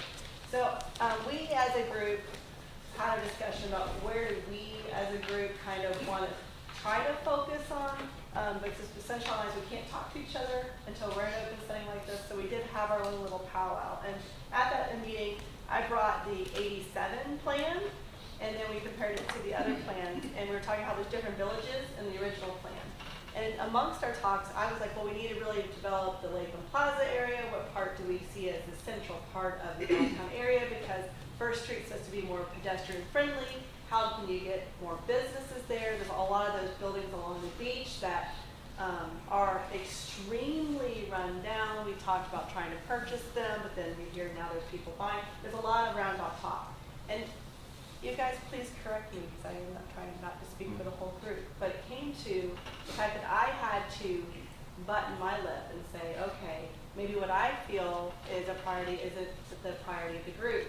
And it came down to the fact that our current residents in the downtown area are inundated with extreme noise, extreme trash, and there's no daytime living experience down here. And hotels, as great and wonderful they are to bring the hospitality, bring this area up to have tourism, they have restaurants which bring liquor. We have these events that happen down here. They allow their ongoing events in, they never stop, and it brings violence and non-kid-friendly thongs and all these different things to the area. So we were talking more about make the experience for the current residential people in what this called the residential village more enjoyable. And how do you go about doing that? The CRA has already tripled, I want to say tripled, our police fund and paid for multiple. Is that about right, Bill? I can't compare it with I what the think background we police paid are going to be I think we downtown. paid 13 extra cops. 11. 11 11. 11 more. Yeah, So we've 3 to already tried to do the security. We've already increased the cameras. We're talking about increasing the lighting. There's very little we as a CRA, in my vision, can do with changing the current environment without the assistance of whatever we put in being in line with what you guys as a group would possibly see as beneficial, because hotels, great, they do bring in stuff, but we need to have more daytime friendly and more officer regulation control classes maybe for nighttime, and I don't know where that goes from here. That's just how we were, and I don't know if they've just been saying, I don't know if that's what you guys agreed on at the end of that meeting or not. If that was like the focus is maybe currently Hummer, or what do you think, Art? You got a thought? One of the things that we talked about was how do we make the downtown area more enticing for the people that live in Mexico Beach? What makes it for the people that live down on the south end, that live on the north end, or live on the other side of Pittman, that want to come down, ride their bikes down, and spend time down in the downtown area. And we had a discussion about if we should, some of the old dilapidated places, should we buy them and do something with them, or should we force whoever owns those places to bring everything up to standard? And I think that's kind of what we came down. I happen to be one of those people, I don't want to see the city. I started 20 years ago. 20 years ago, the city owned most of this stuff. And we made the decision back then, we don't want to be landlords. We want to sell this stuff to the private industry that wants to build it up and fix it up. And we'll beautify the streets. We'll put landscape out there. We'll put brand new sidewalks. We'll make, as you were saying before about, if not for First Street being as nice as it is, maybe the hotel, some of those other things would want to come in. We'll spend all the money on the infrastructure and then let the private enterprise come in and open the businesses and open the restaurants and do all that other stuff. So that's what we were talking about. And we were talking about doubling up, tripling up on code enforcement and the law enforcement to make it safe and appealing for the business to come down. Mm-hmm. Because that's one thing as a local resident we don't have. Like very few, I personally know a lot of people, and even myself, I work down here. I don't like coming down to the beach in this area specifically because I don't feel like there's really anything to do other than sit at the beach. It would be nice to have foot traffic, it'd be nice to have stores to explore, it'd be nice to walk down at Latham Plaza and smell coffee or a fudge shop or something local, we felt. And- Well, that's what we're missing. I mean, that's, and- it's but obvious we do not have enough retail. I just don't know That's, if we, we've created this nighttime monster that's all we're known for is nightlife. When we're missing off, like you said, we're missing lunchtime, we're missing things to do during the day. There's no retail, there's very few people living here. So it's created this vacuum where crime fills it. And I think safety should be our number one priority. well, But I and think just- that, but I think to start eliminating the noise and those problems, it really goes with the type of businesses that are down there. If we go through a transition where we affect the height, or we're able to draw more businesses, then that's eventually gonna go away. We need to make that area more appealing and more financially sound. The other quick thing I had was, when I was in the CRA, it's just like you said, you can't talk to everybody, that's because of sunshine laws and stuff. How difficult would it be for them to have an extra meeting a month, that they would do like a round table between them to be able to discuss how they, and really to put a proposal together, or start working on a plan together, because right now, the way it is, you're kind of just sitting there, and you can't really do much independently. We actually did this in October. We did it in October, and then we heard of this meeting coming around, and so before we branched off on our own, we got into pause mode. We had the holidays, and then it was January, now here we are in February, and we're having this meeting, because we were going to have more of our own, basically the same thing, roundtable. So we're gonna sit down and just talk about, but we were looking for the marching orders, because we got the policy directors. So can I ask- Monthly or at least Can quarterly. I ask a question? So I've heard two different things so far. So to just have a bullet point, so I'm getting to the point where I just want an action item to kind of like chew on. So here that we're talking about, like with residential stuff here, we're talking about bringing the environment. Would bringing a residential village to the area naturally calm down the nightlife and naturally make the place more safe? Is that like what I'm hearing? 'Cause I'm Yep. kind of feeling like if we create a residential village or whatever you guys want to spot, more of that, then would that naturally create a Of course it solution? would, because there's eyes, there's people living here, out walking their dogs, running. There's, you know, So then we back to the height? well, not really. I mean, yes and Maybe we're no. back to the height. We can always bring all our problems back to the height, but that's not gonna bring it forward. So, like I said, the bill, we should approach it twofold. One, if the citizens want to up the height to 50 feet, then that's one direction, but at the same time, we should be planning on nothing changing. Because I don't think we should give up on the city because of the 35. And we can do it. Unfortunately, what's happened with the private sector is that they're just coming in and opening bars and restaurants. We're kind of on overkill with it. And, you know, it's getting us a bad reputation. But with very few simple things change, like we mentioned lighting, you know, if we're not having blacked out areas of the business district, that's where the criminals are hanging out. You know, if we increase the lighting, we increase the number of people living here, we increase the residential aspect, that's all going to have a positive knock-on effect when it comes to crime. So we're on this map, on this nice little yellow rectangle here. Where would you hypothetically see? Do we have this where we can put it up Yep. there? Where would you hypothetically, if we were even discussing this as an action item, where would you see something like that from the 87 on? Lucky number 6. Residential or? Like, it's like in What are 87, you we talked looking about at? having a residential, a retail, and a business village. How you been? They had different villages, and those villages. Downtown CRA the boundary. Residential village and the business village flanked the like shopping village, right? So that they kind of encircled and made it more safe that way. So hypothetically, our stuff is spread throughout the whole zone, but if we were kind of trying to be true to those original thoughts, where would we as a CRA start putting our focus I mean, to do something like The that? parking lots spring to mind straight away, like we mentioned, having them mixed use. Right? Because the residents want safety as well, so it'd be good to provide them safe parking. That's one thing. We've got tons of parking lots. But we don't really. We Well, don't really. We have Second, which we- isn't big enough to do a wrap around. We have the Ritz-Carlton and the other spot Near the Ritz. In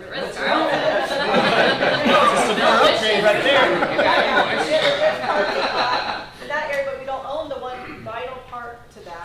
Well, we can. But we have the hotels over there, building over there, we have, we don't Well, have so a the big Ritz, enough. look at the size of the Ritz parking lot. I mean, it's massive. It's essentially a half a block. It's like a half block, Right. so. That's what I think is the main opportunity that we have if we're Yeah. looking up thinking of a strategic plan from my perspective, is operating from the core in that Ritz lot. Right.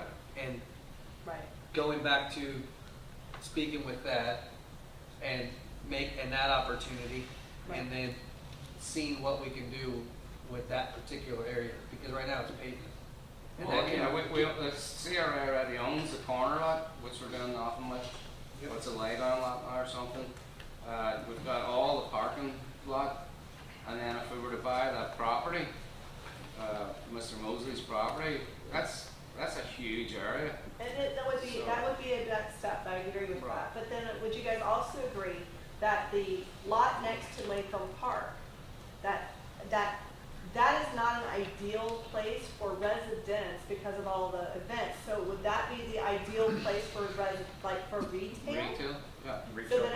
So then hypothetically on our little map, you have the south part of the beach as a retail village, hypothetically, and then the middle is hypothetically the residential, and then the south part would hypothetically be your business district. Is that what you're hypothetically? Before we get too far away from it, I just want to go back to how you started off with this, and when you look at the agenda and you saw opportunities for CRA and you got offended. When we originally talked about this agenda, there's a bunch of bullet points that we had under there that I wish were on there and would have been helpful, because we were talking about opportunities for CRA generically. All right. What can we do in a Florida-based CRA that we're not already doing? We're certainly doing a lot already, and nobody disputes that. But it was now what else can we do to, undoubtedly a lot of what we're talking about now is the upper level stuff, the retail, the marketing. How do we create a shared vision on what this looks like, and how can we leverage the CRA to do that? So it was definitely not a statement at all to what's currently happening. The other thing that I heard Bill say was that things are just happening organically. 3 hotels, there's probably a lot more work than just organic hotels growing out of the ground, but those things are going to happen somewhat organically when there's a marketplace to do that. The things that we're talking about, an ice cream shop or a coffee shop or things like that, there's not necessarily the right spots for those. A lot of our spaces are big, even if they were bought, they're huge spaces that instead, those aren't going to necessarily happen organically, but that's what we have this opportunity for with the CRA, is we can say, here's what we want, now let's go do it. So I like the discussion of giving an opportunity for some retail space that are smaller square footage, that we can actually have.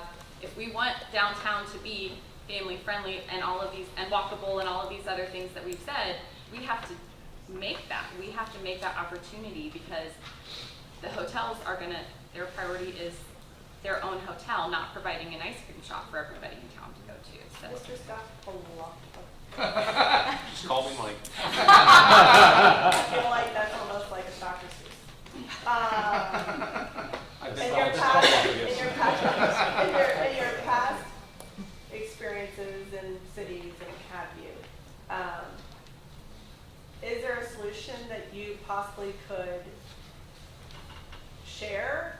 Like, did they have extra people out hunting for businesses to come in? Did they rent? Were they landlords? What worked in those areas? What didn't work in those areas? So we as a CRA and as a community can try to help correct the growth. There's a couple of observations that I just jotted down here to myself as I've been observing for the last hour and 20 minutes, everything that's been said. Obviously there's a certain element in downtown that I think there seems to be a general consensus that we want less of. And that's the bar and the alcohol service that's creating problems late in the night. Obviously the residents who are already there want safety, noise reduction, brighter lights, the ability to do things, etc. The one thing that I would point out with regards to the creation of new retail space, where retail doesn't already exist, is the issue of supply and demand. When you take a look at the A1A corridor, and take a look at it from the south portion of the community all the way up to the north portion of the community. And Bill, you can probably support me on this, I'm guessing, but the majority of that corridor is all commercially designated. Correct. And there's a series of restaurants and shops and everything else that all of the residents go to on a daily basis. They go to the restaurants, they go to the dry cleaners, they go to the CPA, whoever it is, but there's already a plethora of services that are located on the 3rd Street corridor of A1A.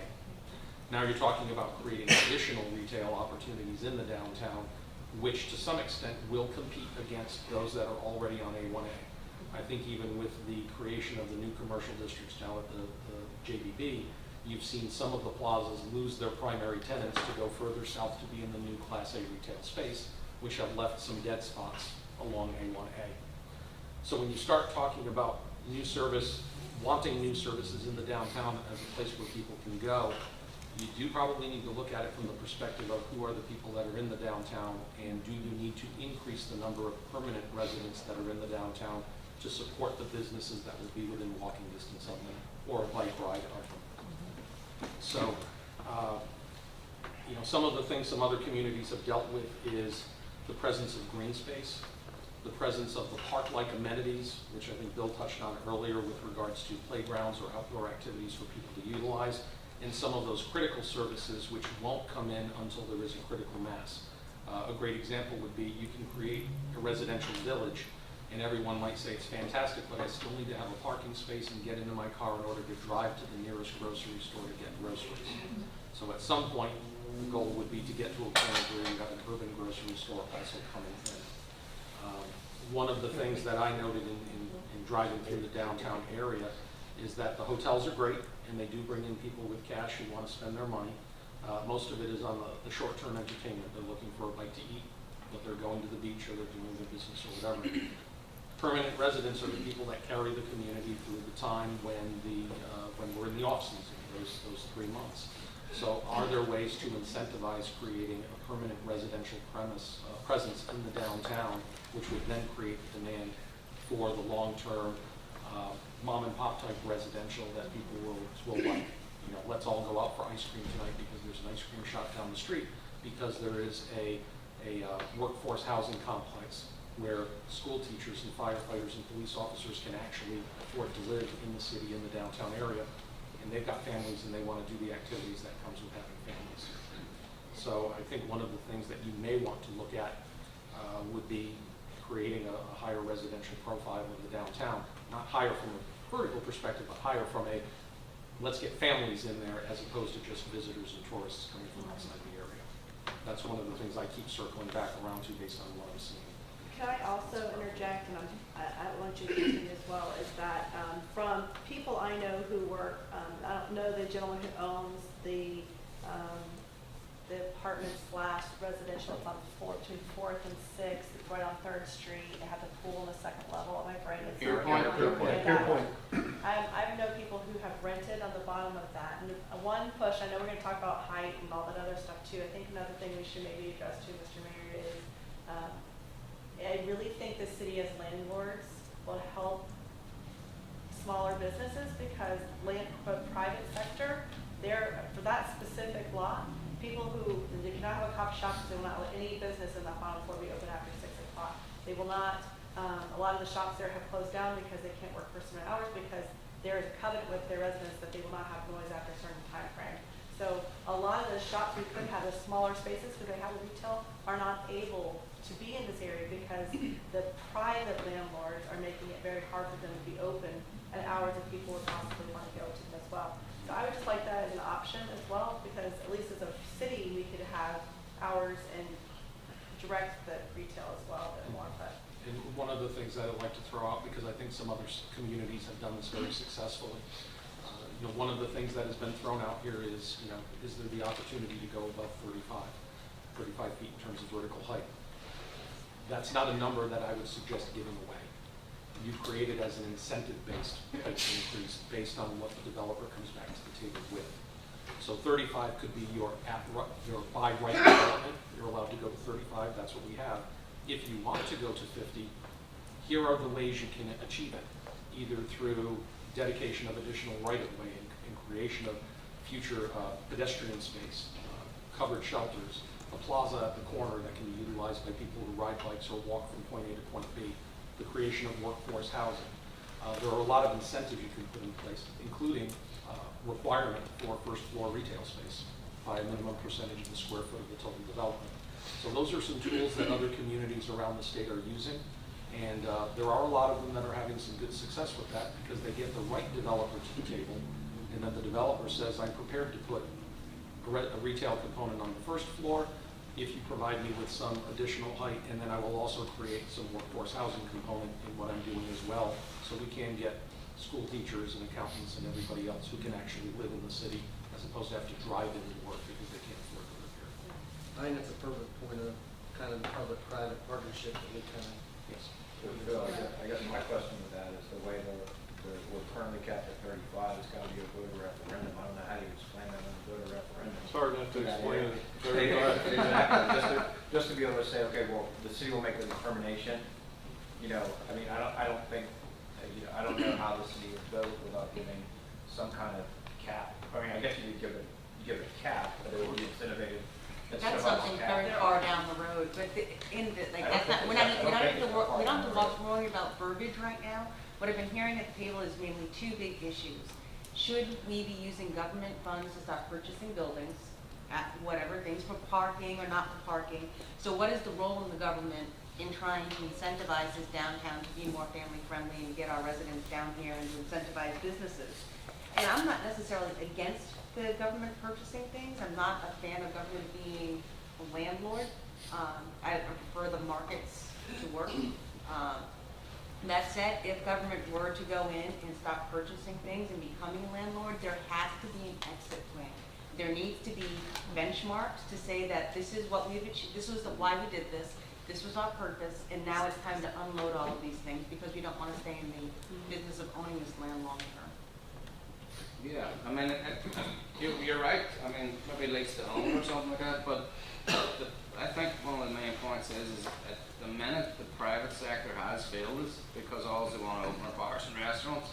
So somebody's going to have to take a leap of faith. I don't want to wait for the private sector because if we're talking about all these hotels getting constructed, that's going to take several years. How long is our laissez-faire economics going to work here? They haven't worked at this point. So by having these hotels coming in, hoping that they reinvigorate or stimulate the retail economy, it's a long-term idea and it's a bit of a stretch too. Well, some would say that the laissez-faire economics have been working because we have these businesses coming in. We now start having hotels because we've invested, government does what it's supposed to do, it's an investment in the infrastructure that draws the businesses.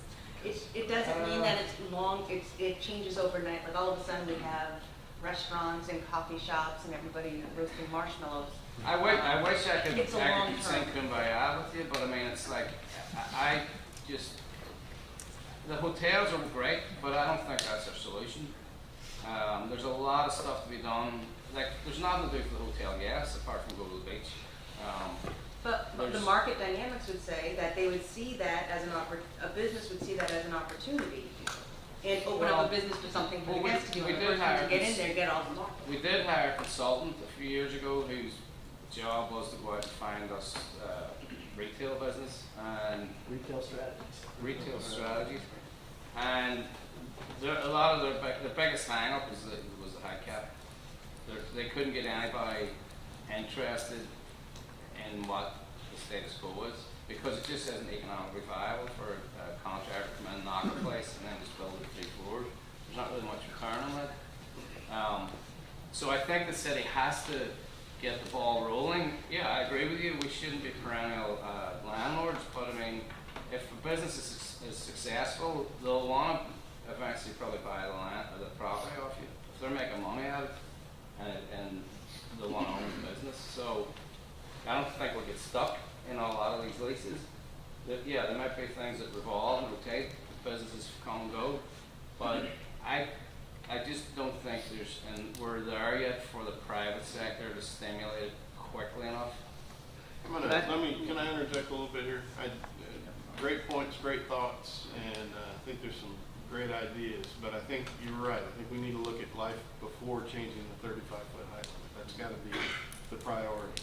To me, the vision was hotels and restaurants are gonna bring the people in, and then the other businesses are gonna start to fill in because they're gonna see that need between 8 o'clock in the morning and 11 before lunch and 2 o'clock in the afternoon. And that's where you're gonna find the people that are coming and say, I'm willing to make that investment to do this because it's a good environment for me. It's a relatively good investment opportunity for me. What we're doing now is when we have retail strategies, we still have a problem downtown. I mean, we're the drink we have. And with that perception, that continues to drive down the potential of getting the ice cream shops or the yogurt shops or whatever to come downtown and fill in the gaps between. So I personally think we're on the right track. I think we're going in the right direction with the hotels and the follow-up restaurants. I tend to agree with Art. I'm not a big fan of becoming a landlord of buildings. I think we ought to let the market work. And I think the market will work as long as we continue to make these great hotels appear, great restaurants appear. And that's going to be the next step, I think, to making it where you're going to be wanting to drive downtown to enjoy. So there's a lot of space available. I think my problem with that is we're 2 years away. So for that market to even exist, we're 2 years away from that. So we're gonna sit on our hands for 2 years to wait for Margaritaville and Dolphin Depot to open up to bring the residents, and then we're gonna wait how many more years for businesses to determine that there's a need. When we're given this money, $6 million a year for the next 30 years that we have to utilize, and I think it's about quality of life for our residents, right? And I don't think anybody could be mad if we're taking that money and spending it on a parking garage with retail space, let's just use the Ritz lot as an example, and getting ahead of this, because obviously it's gonna take a year or more to plan the development, to plan the retail space, and then a year more to build the space. So if we took a leap of faith in the economic, I guess, growth that we're already having in the city, and if we love that and we think that's a great idea and we're behind that, then why not utilize these funds? I think the risk is worth the reward in this sense, because you're creating a better quality of life for our residents. We're all in on that with retail space, parking space, and the Ritz lots and the development in that corridor, and building it in conjunction with whatever else is being built.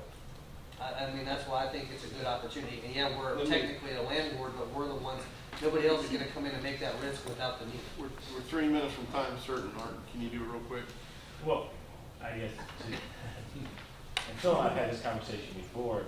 We've done exactly what you said with the box that's over here that you currently live in. Metropolitan. And the retail on the bottom, I mean, other than the wine shop that's still there and the hairdresser, everything else has failed. I mean, you had parking, you had retail, you had residential. And so everything you just said, let's just go ahead and do a leap of faith, but that's an example of where the retail failed. But we don't have anything. They put bars in. Well, but they started On the off night marketing before. as a pizza place. I mean, Well, yeah, he didn't run it like a restaurant. It was a but shebang. it was everything that he just said. It wasn't retail. It was retail. This was. What, retail It pizza? started when the building first opened. There was an ice cream shop, coffee shop. There was a hair salon, the wine bar, and then the Chicago Pizza. So they had 4 different, but the coffee shop, the coffee shop failed, became the wine bar, excuse me. And then you had the hair salon, which probably too big a space. No, that's office space now. So, I thought there was a salon beside No. wine. no, they moved down 3rd Street.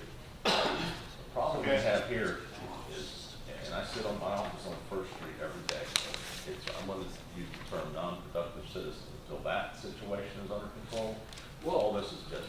Well, so that, yes, you're talking about like the homeless, so Well, I say that, well, that's part of the equation. Let's call it what it is. But the thing is, if we have residents down here, at the minute there's this, it's like a no man's land until nighttime, and that's why you have unproductive citizens hanging out and just, drinking where they are, sleeping where they are.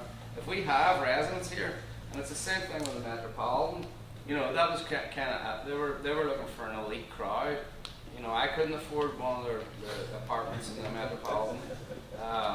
But if there's property built that somebody can pay $1,200–1,500 a month rent instead of $15 grand a month, I think you'll see more stimulation of whatever businesses are there. But the problem is, and this goes back to what you're saying, Charlie, we're running out of space. If we're going to leave this to the private sector, where are they going to build this retail? There's only 2 lots that could be residential that I looked at in the downtown. And then that's Fourth and, on, between, on Fifth Avenue and Second. The two, there's some smaller houses and then there's that big vacant lot. Okay, guys, Yeah, they're private. I've got to invoke time certain on this. Do we agree that we want to get together again? And Yes. next time? Do we? Be free like 5 hours. A couple hours before. I think more frequently and shorter duration would be a lot more productive than trying to hash all this out every night. And there's some internal discussions on both sides that still we need to have a consensus on both sides. I don't think we're totally there yet. No, we do for sure, but that's why everybody should speak their mind and whatever. I think everybody's been given an opportunity to do that, and we'll continue to keep the floor open so that everybody can speak their mind. The key, I think, now is talk about, do we want to set this up in a routine so that we're, Mr. Nichols, you want to hang in there with us? That's all right. Let's look at what we want to do set up for a routine. Do you want to do the second council meeting each month, or the first council meeting each month, an hour before? Whatever these guys are. I mean, are you guys open to that? Because we're obviously committed to that night anyway. It's mostly at the art. Is that the second Monday? Second Monday I works. think that we It's need the an third Monday opportunity. of First March. or third? We need an First and third, opportunity to I'm sorry. have a workshop in between workshops with you guys. So That's we- my point. Well, What literally if this we once too a far month. apart, or gives us an opportunity to discuss things that we've gone over? I think the council needs to have an internal workshop amongst themselves before y'all. I really do both. I think it'd be a lot more productive because there's still, and it's not static, it's good. I mean, Yeah. it's healthy to do it, but I think both sides need to have a little bit more idea where they're coming from as opposed to everybody saying individually where they're coming from. The fact that, you know, everybody throws an orange into the bucket, you get a bucket full of orange. So, Let's make lemonade of it.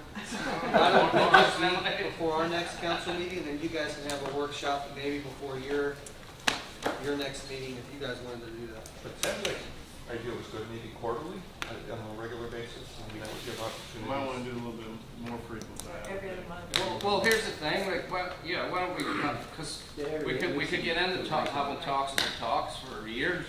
So it'd be good for everybody to just, you know. Let's just let Bill and somebody send out several dates for next month or 2 months from now and put something on the calendar then, because I don't think right now any of us are going to schedule anything. Yeah, I think that's a good plan.